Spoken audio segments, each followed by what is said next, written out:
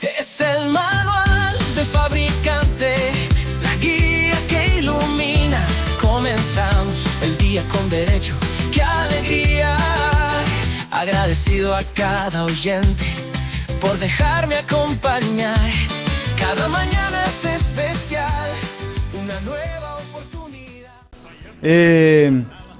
Quiero compartir con vos esta mañana un texto que está, un fragmento del super libro que está en el Nuevo Testamento, un fragmento de una carta que escribía Pablo, no sé a quién, a los primeros cristianos seguro. Él escribió 2 cartas, ¿no? Pablo, aquel que muchos dicen que fue el primer papa. Muchos dicen, nada más. Para mí uno de los mayores exponentes del Evangelio en los primeros tiempos del cristianismo fue Pablo.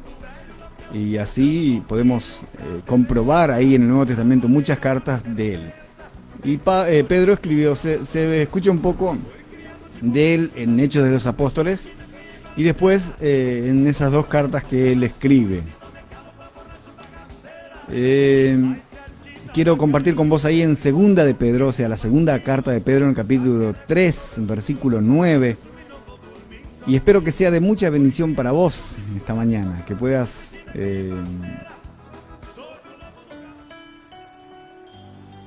que pueda afectar tu vida este fragmento que voy a compartir con vos en la mañana. Como lo hacemos cada día, sin mezclar ahí un poco las cuestiones como es protocolares y religiosas, sino que hablando de la verdad pura de este hermoso libro que es de beneficio a todos. Como digo siempre, es el manual de vida, es nuestro manual de vida.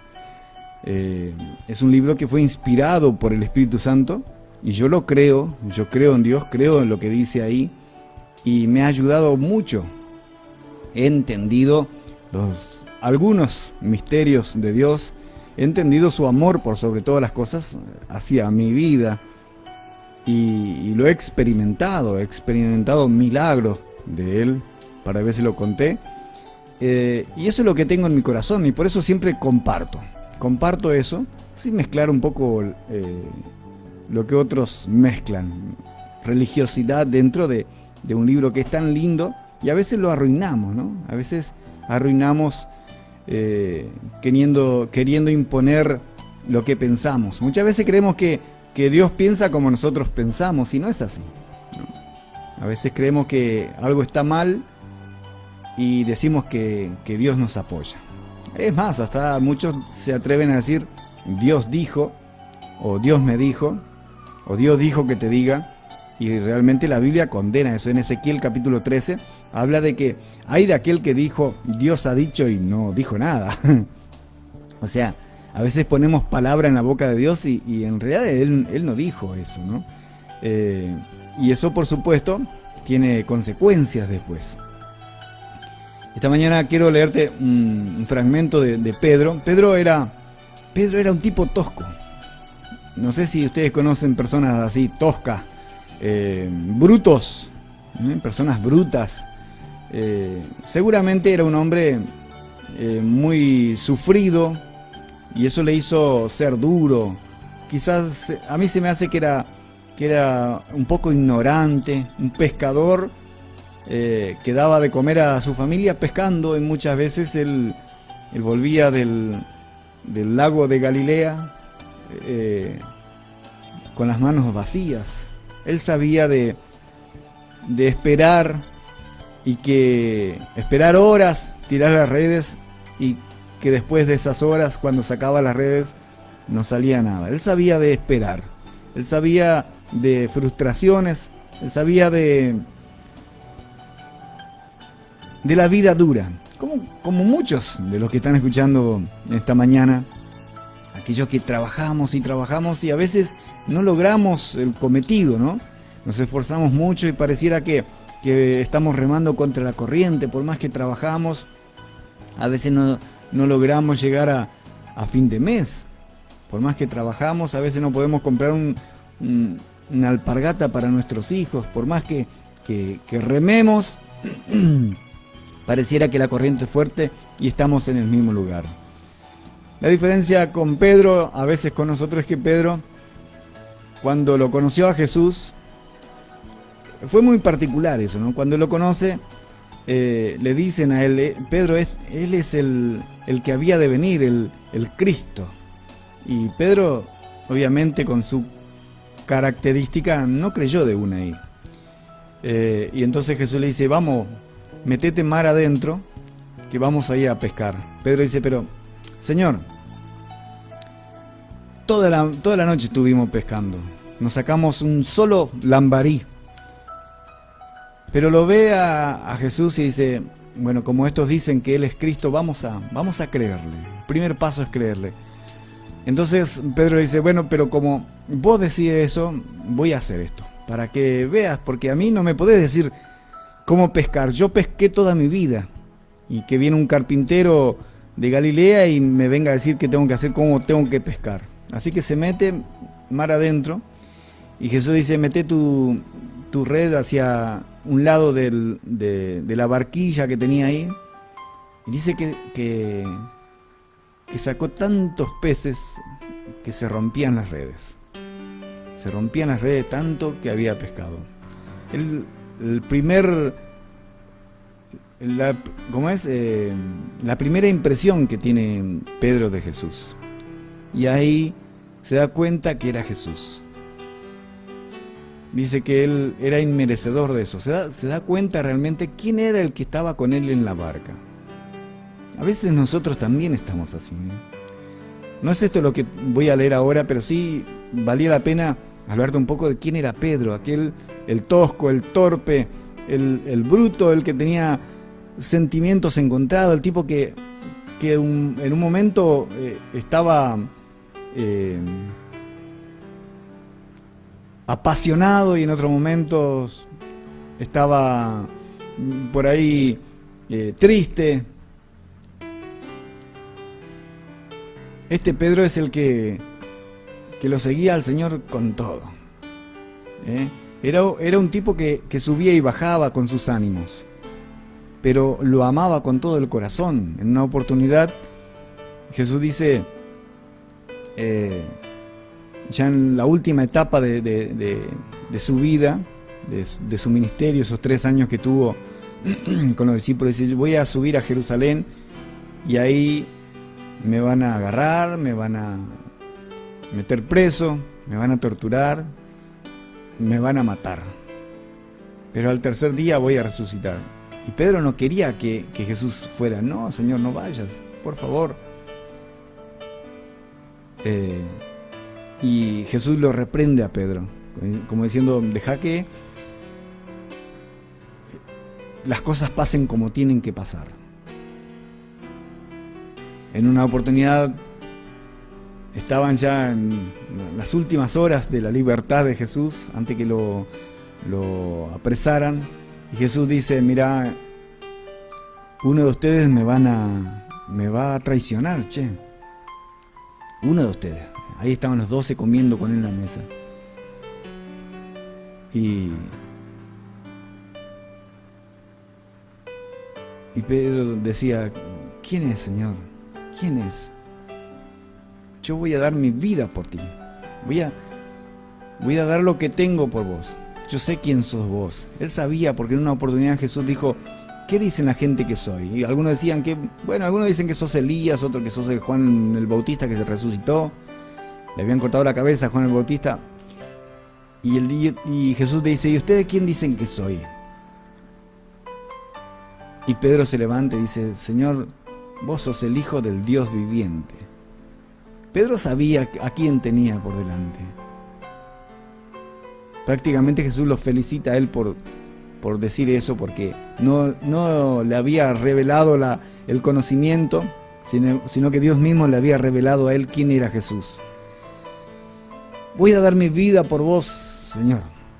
Y Jesús le dice, mira, Pedrito, antes que cante el gallo 2 veces, me vas a haber negado 3 veces. Y así sucedió. Ahí Jesús preso, ya todo golpeado, con los ojos morados de los golpes que había recibido en la madrugada, hacía frío, y Pedro, los demás se fueron todos, salieron todos rajando, pero Pedro seguía de cerca a su maestro.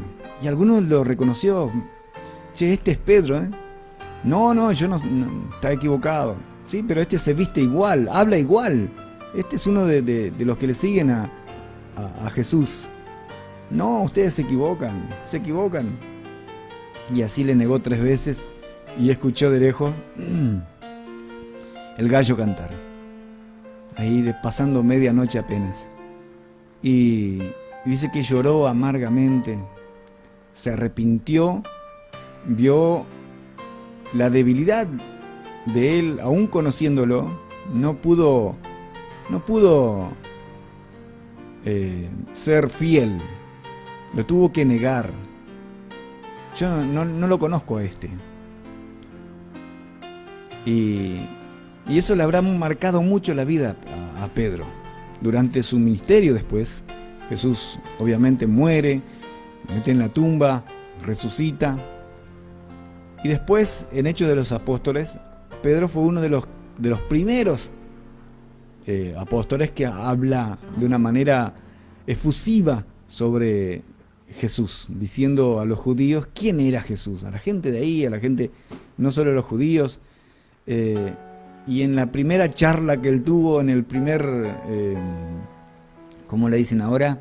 En la primera conferencia internacional que tuvo Pedro ahí en Jerusalén, dice que 2000 personas se creyeron en Jesús. Y después tuvo una segunda conferencia, una segunda charla, donde se levantó y habló quién era Jesús, y 3000 creyeron en Jesús. Dios le dotó de una capacidad, más allá que era un hombre tosco, una capacidad de elocuencia hacia el pueblo, ¿no? Hacia las personas que lo escuchaban. Y este mismo Pedro, aquel que lo negó, aquel que era tosco, en la noche que lo entregaban a Jesús, él cortó la oreja a un muchacho, se llamaba Malco, y Jesús aún ahí, fue uno de los últimos milagros de Jesús, agarró la oreja caída y se lo pegó otra vez al muchacho, le sanó la oreja, le pegó la oreja que Pedro le había cortado con la espada. Hablando de Pedro un poco, de lo que él sabía, de lo que él conocía. Pedro dice, en esa segunda carta, en el capítulo 3, en versículo 9, Pedro habla de paciencia. Es un hombre que tuvo paciencia, es un hombre que tenía paciencia porque él sabía pescar. Él sabía pescar y luego cumplió con lo que Jesús le había dicho: vas a ser pescador de hombre. Él era un pescador de peces, de lambarí, de bagre, de yundiá, como decimos por acá, ¿no? Pero Dios le hizo pescador de hombres. Y fue así como en las primeras veces que habló, muchas personas creyeron en lo que él decía, se convirtieron al cristianismo, cuando todavía no existía el cristianismo, ¿no? Sino como seguidores de Cristo. Cristiano significa pequeño Cristo, ¿no? Aquel que lleva al Salvador adentro, un pequeño Salvador. Aquellos que se consideran cristianos deben saber que no es solamente una chapa o un nombre que podemos tener, sino que es una manera de vida, es dar a conocer lo que sabes, es ser parte de aquel que te salvó. Es más, es ir cumpliendo lo que Él te ordenó, el Cristo, ¿no?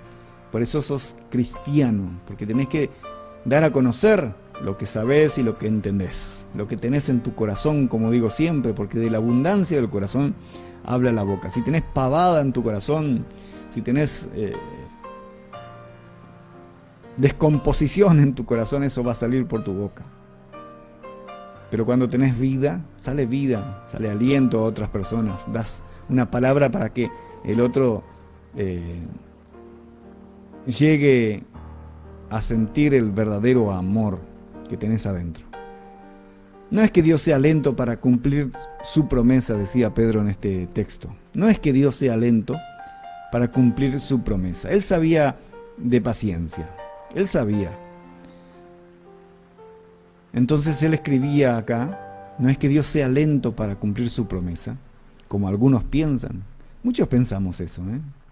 Muchos pensamos, ¿y dónde está Dios cuando sucede algo? Cuando sucede una catástrofe, cuando sucede algo en nuestro familiar, cuando alguien se enferma y es imposible el retroceso, sino que sabemos que es una enfermedad que va a llevar a la muerte. Y nosotros decimos, ¿y dónde está Dios? Ahí nos acordamos de Él, ¿no? Ahí nos acordamos y le reclamamos. Dios le dijo una vez a Job, ¿dónde estabas vos cuando yo hice la tierra? ¿Dónde estabas vos cuando yo creé los vientos, las estrellas? ¿Dónde estabas? O sea, somos insignificantes, somos creación. ¿Dónde estabas? No es que Dios sea lento para cumplir sus promesas como algunos piensan. Lo que pasa es que Dios tiene paciencia con ustedes, decía Pedro, porque Él no quiere que nadie muera, sino que todos vuelvan a obedecerle. Cuando habla de muerte acá, no está hablando de la muerte que nosotros conocemos, aquella que dejamos de respirar, quedamos tiesos, frío, y en unas horas nada más empezamos a largar olor, y nos llevan allá en el San Lázaro. No estoy hablando de eso. La muerte en la Biblia mayormente se habla de la separación eterna de Dios. Él nos creó para estar juntos con Él. Pero cuando nosotros le erramos al blanco, pecar significa errar al blanco. Cuando nosotros le fallamos, erramos al blanco, y no nos arrepentimos, o sea, no nos importa, seguimos con nuestras cuestiones igual que Pedro al principio, tosco, terco, es muy posible que nosotros empecemos a separarnos. El otro día hablaba de la proximidad, de estar bajo la sombra del Omnipotente. Habla de la proximidad, de estar debajo de un árbol. Para estar bajo una sombra de un árbol estamos cerca del árbol, no estamos lejos. Con Dios es lo mismo. Entonces, hablar de proximidad, de estar cerca. Y la muerte para Dios es estar lejos. Es la separación eterna de Él. Eso es muerte. Porque todos somos, en definitiva, todos somos eternos, ¿sabías? Por más que te mueras, sos eterno igual. El tema es que ¿dónde vas a pasar esa eternidad? ¿Lejos o cerca? Esa es la cuestión. ¿Dónde vamos a pasar la eternidad? Y acá decía, Dios no es lento, no es que Él sea lento para cumplir las promesas, como algunos piensan. Lo que pasa es que Dios tiene paciencia con nosotros. Él tiene paciencia para que nosotros entremos en el camino, entremos en la brecha, caigamos en la huella, porque Él no quiere que ninguno de nosotros se pierda, que ninguno de nosotros estemos alejados de Él, sino que todos entendamos y podamos obedecerle. Tampoco nos obliga a obedecer, ¿eh? Dios no te obliga a obedecerle, pero sí te sugiere, porque ese es el camino para estar cerca de Él. Esa es una de las reglas. Si no, está todo bien, no pasa nada. No querés obedecerle, está todo bien igual. Pero Él sí te da a entender cuáles son los beneficios de estar cerca. ¿Cuáles son los beneficios de amarlo? ¿Qué significa que Dios no quiere que nadie perezca, que nadie se pierda, sino que todos procedan al arrepentimiento, como decía Pedro? A la hora de entender los significados de cualquier versículo del superlibro, es importante por ahí leer el contexto para poder entenderlo. No solamente un versículo, sino qué es lo que sucede antes y después de ese texto que nosotros leemos, comprendiendo la idea por ahí de la escritura, del texto, las ideas fundamentadas ahí, o expresadas antes y después de lo que estamos leyendo. Así como la forma en la que encaja el texto en la totalidad, para comprender el texto. Estos días mi nena está en segundo grado y está aprendiendo a leer y a hacer comprensión de texto. Y nosotros que somos viejos, a veces leemos el superlibro como si fuera un diario y no entendemos el texto. Además, por ahí muchos, he escuchado por ahí algunas radios cristianas acá que el clásico es: me pasan un maná, dice, ¿no? Allá en Buenos Aires decían una perla bíblica. ¿Qué es eso, no? Es que algunos religiosos, porque más no llegan a ser cristianos, religiosos nada más, creen que por leer o por escuchar un texto nada más tienen una bendición, y no es así. La bendición o el beneficio de Dios llega obedeciendo, viviendo la palabra. Es como si fuera un talismán eso, ¿no? Piden un texto como si fuera un talismán, y es como, a ver, voy a dormir bien y voy a meter la Biblia como almohada. Y no funciona así. A Dios hay que vivirlo, ¿eh? La palabra la tenés que vivir, la tenés que tener adentro tuyo, la tenés que vivir. Lo demás es un texto nada más que está, pero tenés que comprender eso. El tema de la paciencia de Dios. En este versículo habla de que Dios no retarda su promesa. Él está esperando, o tiene su tiempo. El tiempo de Dios es totalmente diferente al nuestro. Él no tiene tiempo. Según algunos tienen por tardanza, dice una versión más vieja, sino que es paciente para con nosotros, no queriendo que ninguno perezca, sino para que todos procedan al arrepentimiento. El versículo siguiente dice: pero el día del Señor vendrá y la tierra, y las obras que en ella hay serán quemadas. Hay un tiempo para todos, y hay un tiempo para todo. Pedro está explicando que el juicio de Dios todavía está por venir, pero que este retraso es a propósito, para permitir que muchas personas se arrepientan, que vuelvan a Él. Él espera. Es como cuando debemos algo, algún impuesto, y nos hacen una prórroga, o por ahí debemos la luz, vamos y hablamos ahí en la oficina y nos dan un tiempo más para no cortarnos la luz. El tema de la paciencia de Dios, y lo habla Pedro, como decía, un hombre que sabe de paciencia, es para las personas que tengan una oportunidad más de cambiar sus vidas, de cambiar el rumbo de vida, y encontrar un buen rumbo. Pablo también escribió a los romanos y les preguntó: ¿o acaso menosprecian las riquezas de la bondad, de la bondad de Dios, ignorando por ahí cuál es el requisito que Él espera de nosotros? Pablo está explicando que en vez de ser una licencia para seguir haciendo lo malo, el retraso en realidad es una oportunidad para acercarse a Dios. Del mismo modo en que allá en el Antiguo Testamento, Dios envía a Jonás, ¿se acuerdan de esa historia? A Nínive, para decirle que Él iba a destruir esa ciudad. Que al cabo de 40 días Él iba a destruir todo lo que había ahí en Nínive. ¿Y qué pasó después? En lugar de continuar con el camino que llevaban la gente de ese lugar, ellos cambiaron, se arrepintieron de lo que estaban haciendo.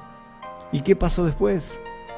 Aunque los ciudadanos de esa ciudad, los ninivitas, eran culpables de lo que hacían y merecían el juicio, ya que eran personas malas, pero ellos se arrepintieron y se volvieron a Dios.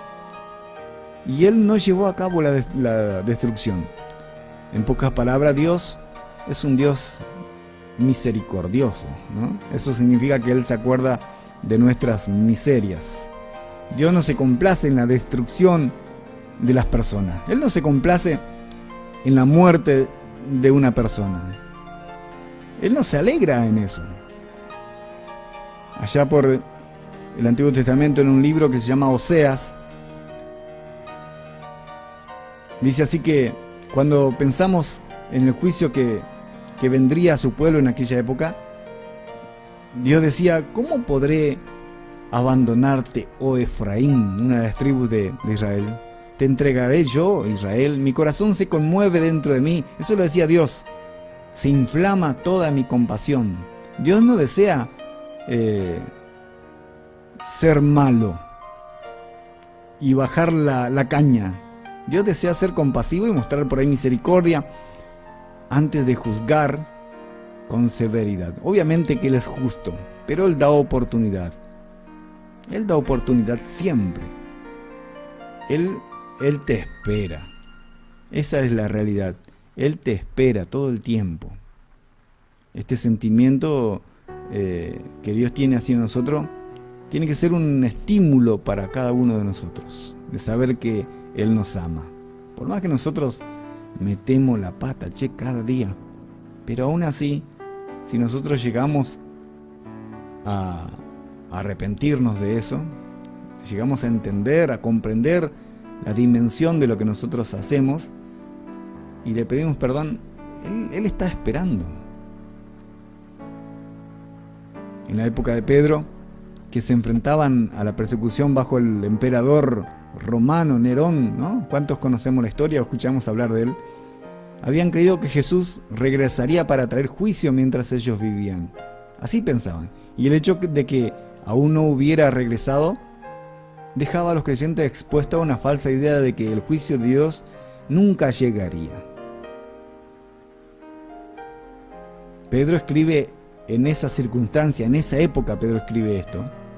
Sin embargo, Pedro afirma que el día del Señor vendrá igual y que para los lectores de lo que él escribía deberían considerar que la paciencia del Señor era para salvación, que no era para juicio, que no era el logro que venía a bajar la caña a todo.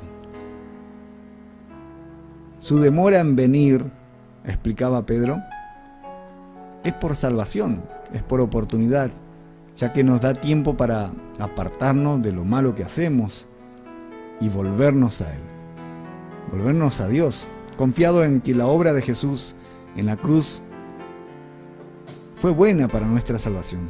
Jesús declaró en una oportunidad que si nosotros no nos arrepentíamos, todos íbamos a perder, todos íbamos a perecer.